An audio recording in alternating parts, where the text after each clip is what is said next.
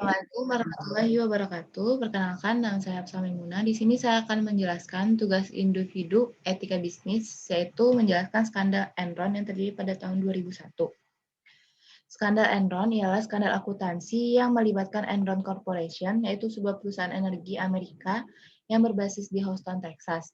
Pada tahun 2001, bulan Oktober, perusahaan tersebut dinyatakan bangkrut dan firma akuntannya, yaitu Arthur Andersen, yang saat itu merupakan salah satu 5 kemitraan audit dan akuntansi terbesar di dunia, secara efektif dibubarkan.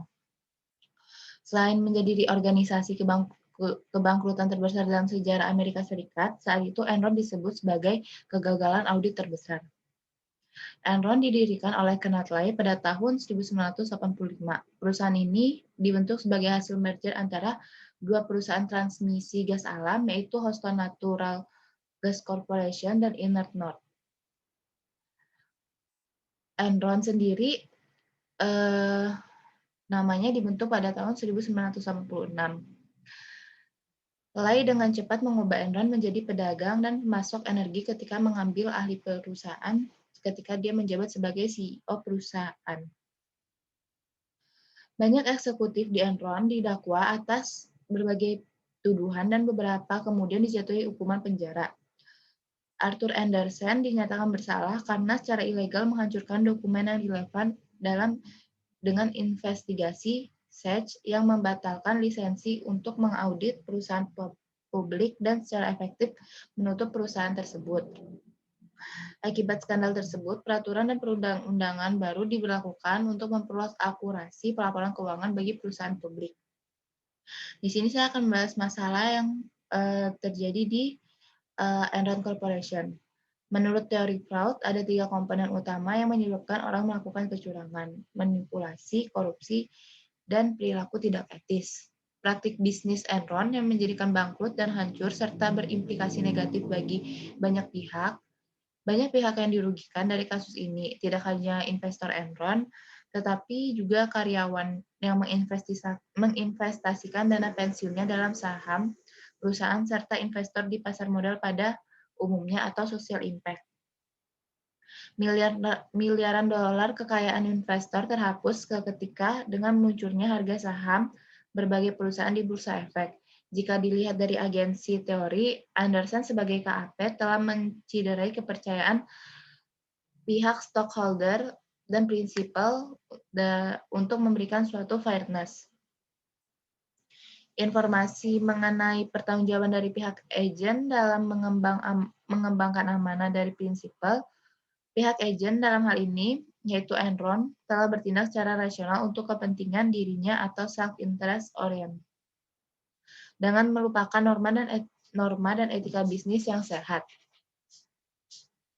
Lalu, yang dituai oleh Enron dengan KAP Andersen dari sebuah ketidakjujuran, kebohongan dari praktik bisnis yang tidak etis, lalu hutang, dan kehancuran yang menyiksa penderita bagi banyak pihak di samping proses peradilan dan tuntutan hukum. Kesimpulan dari kasus Enron ini, Enron dan KAP Arthur Andersen telah banyak melanggar kode etik yang seharusnya menjadi pedoman dalam melaksanakan tugasnya, bukan untuk dilanggar.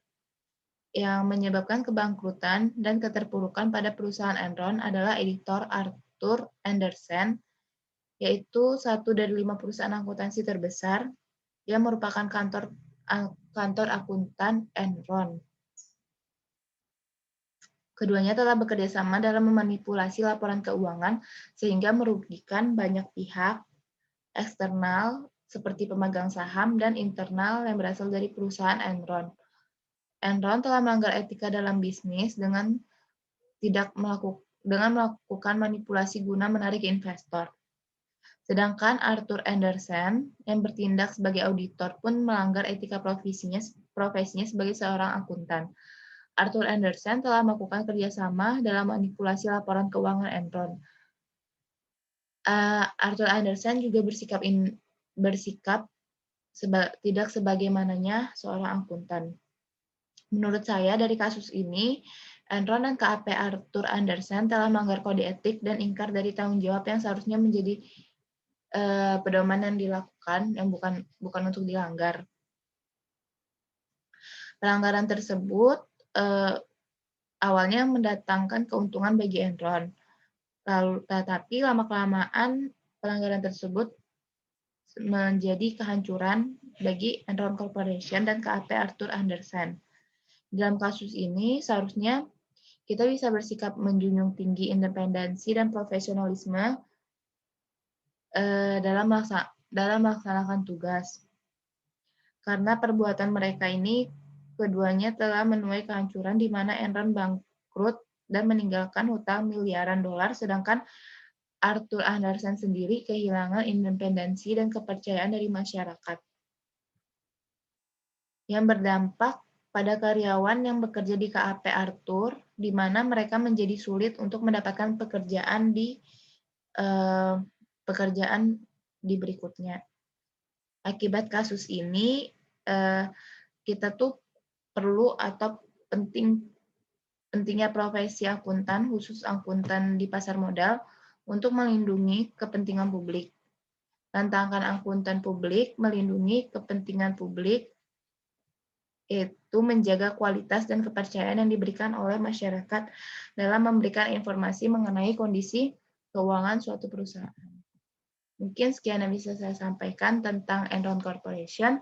Kurang lebihnya mohon dimaafkan. Assalamualaikum warahmatullahi wabarakatuh.